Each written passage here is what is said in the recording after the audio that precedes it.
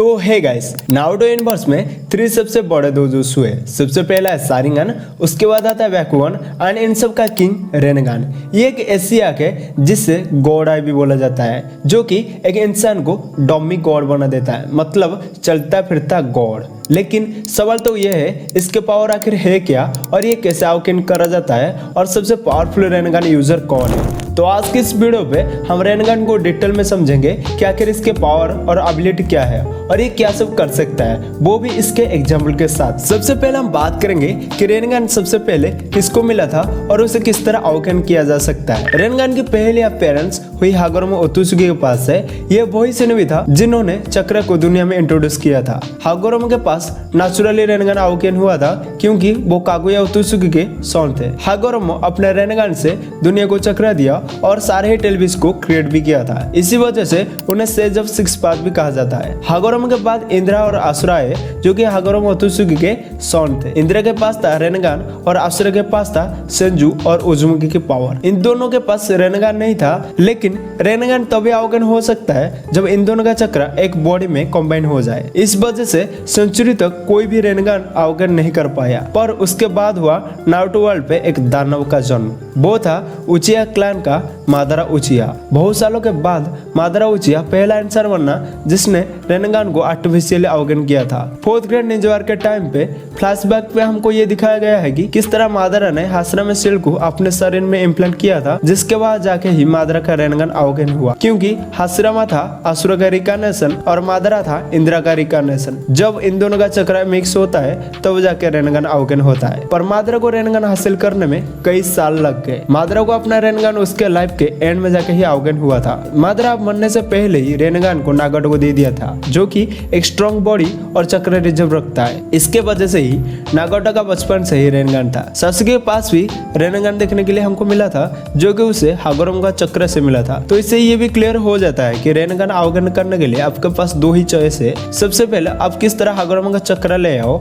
या इंद्रा और आसुरा का चक्र को अपने शरीर में इम्प्लांट करो, जिसके बाद आप रेनेगान अवेकन कर सकते हो। चलो अब हम समझते हैं रेनेगान की कुछ बेसिक पावर, जो कि हर एक रेनेगान यूजर के पास होता ही है। सबसे पहला आता है चक्रा देखना। रेनेगान यूजर किसी भी यूजर का चक्रा और उसका फ्लो को क्लियरली देख सकता है। दूसरा आता है सब एलिमेंट को मास्टर कर देना। जैसे कि हमको पता है कि एक नॉर्मल निंजा 1 या 2 एलिमेंट को यूज कर सकता है, पर रेनेगान यूजर नेचुरली इसको इजिली मास्टर कर देता है, लाइक फायर, वाटर, विंड, अर्थ और लाइटनिंग। नंबर 3 बात है यंग एंगर रिलीज को यूज करना। रेनेगान यूजर यंग एंगर रिलीज को यूज कर सकता है, जिससे वो किसी भी जुत्सु को कैंसिल कर सकता है या किसी भी चीज को लाइफ दे सकता है। नंबर 4 बात है गॉड ऑफ स्टैचू को समन करना। यह यूजर को एक जायंट स्टैचू, जिसे हम गेडो माजू कहते हैं, उसे वो समन कर सकता है, जिससे वो किसी भी टेलबिस को कंट्रोल भी कर सकता है। नंबर 5 और आखिरी में आता है ब्लैक रोड्स को कंट्रोल करना। हमने पेन को ब्लैक रोड्स को यूज करते हुए देखा है। वो जो ब्लैक रोड्स होता है जिनके थ्रू आप दूसरे लोगों को कंट्रोल कर सकते हो। ये तो हो गए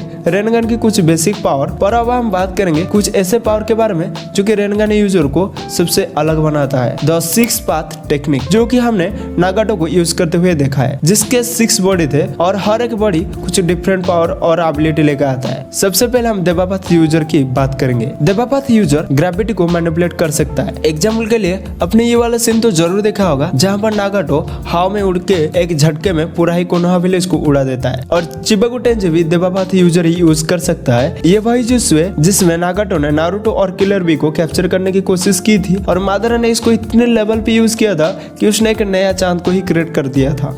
उसके बाद आता है असुरा पाथ। ये पाथ एक नॉर्मल इंसान को चलता फिरता वेपन बना देता है, मतलब एक रोबोट जैसा, जिसके पास एक्स्ट्रा आर्म्स, रॉकेट और मिसाइल है। आपको तो ये याद होगा पेन ने इसे जिराय के अगेंस्ट फाइट में यूज किया था, जिसमें उसके शरीर से मशीन गन्स निकल रहे थे और नारुतो ने सबसे पहले इसको ही तोड़ दिया था। उसके बाद आता है ह्यूमन पाथ। इस पाथ का यूज करके यूजर किसी भी सोल को खींच सकता है। आपको ये सीन याद है जब पेन ने कोनोहा के एक निंजा को पकड़ के 1 सेकंड पे ही उसकी जान को खींच लिया था बिना किसी एफर्ट के। उसके बाद आता है एनिमल पाथ। ये पाथ यूजर को अनलिमिटेड समझ देता है, जैसे कि एनिमल टी डॉग, बर्ड्स और स्नेक। मैक्स। जिराया के अगेंस्ट फाइट में एनिमल पाथ सबसे ज्यादा ही डिस्ट्रक्शन क्रिएट किया था। जब एक साथ इतने सारे समन्स आ गए तब जिराया ने भी अपना सेज मोड को एक्टिव किया था। उसके बाद आता है प्रेतापाथ। मेरे को लगता है प्रेतापाथ ही सबसे पावरफुल यूजर है, क्योंकि ये किसी भी चक्रा बेस अटैक को इंस्टेंटली ऑब्जर्व कर लेता है। नारुतो का रेनगन, सासुके का चिदरी, इवन किलर बी का बाइजू बॉम्ब भी सब यूजलेस है। नागोटो ने इसे नारुतो का रसेन शुरिकेन के खिलाफ यूज किया था, जिससे वो रसेन शुरिकेन को भी नॉलिफाई कर दिया था। उसके बाद आता है नरकापाथ। इस पाथ से यूजर किंग ऑफ टेल को समन करता है। ये एक बड़ा सा स्कारी फेस होता है जो कि हीलिंग करता है। आपको अगर याद है तो फेन ने इसका यूज करके डिस्ट्रॉयड पाथ को रिपेयर किया था। पर रेनगन की एक हिडन एबिलिटी भी है। इस पाथ को छोड़ के एक आउटर पाथ भी है जो कि सिस पाथ में इंक्लूड नहीं है, यह अलग है, पर इसका भी एक बेहतरीन काम है। इसे यूजर किसी को भी जिंदा कर सकता है या मारने के बाद वापस ला सकता है। जब नारुतो नागोटो के पास गया था तब नागोटो ने अपना जान को सैक्रिफाइस करके कोनोहा के लोगों को रिवाइव किया था। इस पाथ का यूज करके यूजर टेलबिस को भी बाइंड करके अपने कंट्रोल में ला सकता है। अब हम बात करेंगे नारुतो वर्ल्ड के कुछ स्पेशल रेनगन यूजर की, जिसमें सबसे पहला आता है ऑब्वियसली पेन या नागोटो, जिसने सबसे अच्छा रेनगन के पावर को यूज किया है। भाई के पास रेनगन तो था लेकिन बॉडी वीक थी, तो भाई ने सीधा 6 डुप्लीकेट्स ही बना दिया, जिसका एक बंदा पूरी आर्मी का बराबर है। उसके बाद आता है मादारा उचिहा, उचिहा क्लैन का सस्ता थैनोस। मादारा ने अपने शारिंगन को रेनगन में इवॉल्व किया था हाश्रामा सेल्स का यूज करके। उसके पास एक यूनिक एबिलिटी भी थी जो कि था Limbo border jail.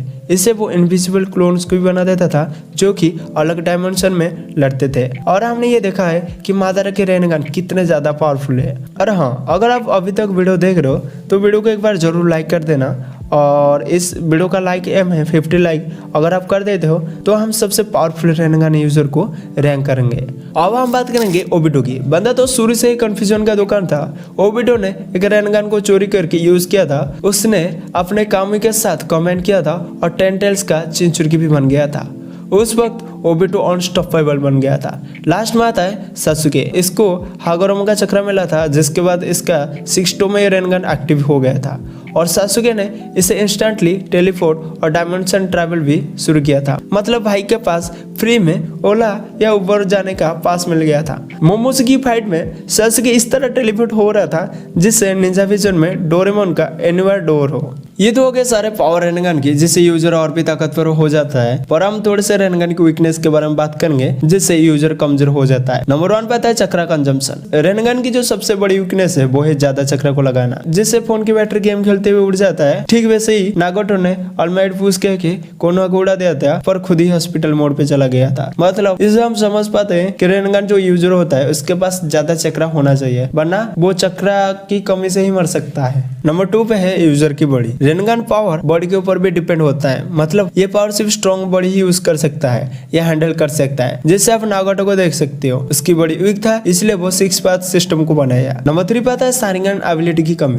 Rain gun evolve Sharingan से ही होता है, लेकिन जब रेनगन एक्टिव हो जाता है तो उसमें शारिंगन की खास एबिलिटी जैसे गेंजुसु या सुसानो नॉर्मली डायरेक्ट अवेलेबल ही नहीं होता। नंबर 4 पे आता है एक्टिवेशन लिमिटेशन। रेनगन कोई स्विच ऑन ऑफ वाला सिस्टम नहीं है। मतलब जैसे शारिंगन बंद करके चक्रा सेव करा जा सकता है, वैसे रेनगन नहीं हो सकता, वो हमेशा ही एक्टिव रहता है। नंबर 5 आता है नॉट ट्रूली अनबीटेबल। सब सोचते हैं अगर जिसके पास रेनगन होगा वो सबसे पावरफुल है या उसके पास कोड जैसे एबिलिटी पोजेस होते हैं। पर सामने अगर नारुतो का सेज मोड या टेलबिस मोड आ जाए तो रेनगन की वही हालत होगी जिस तरह एक क्रिकेट टीम जो कि विराट के अगेंस्ट खेल रही हो। मतलब तुम सिर्फ पहले ही जाओगे। तो ओवरऑल अगर हम रेनगन की बात करें तो इसमें कोई भी डाउट नहीं है कि रेनगन यूजर बहुत ज्यादा स्ट्रॉन्ग होता है, पर उसके साथ उसका कमियां भी होती है, यानी कि उसका वीकनेस भी है। तो ये तो हो गए रेनगन की फुल डिटेल वीडियो। अगर आपको अच्छा लगा है तो वीडियो को एक बार लाइक कर देना और चैनल को जरूर सब्सक्राइब कर देना।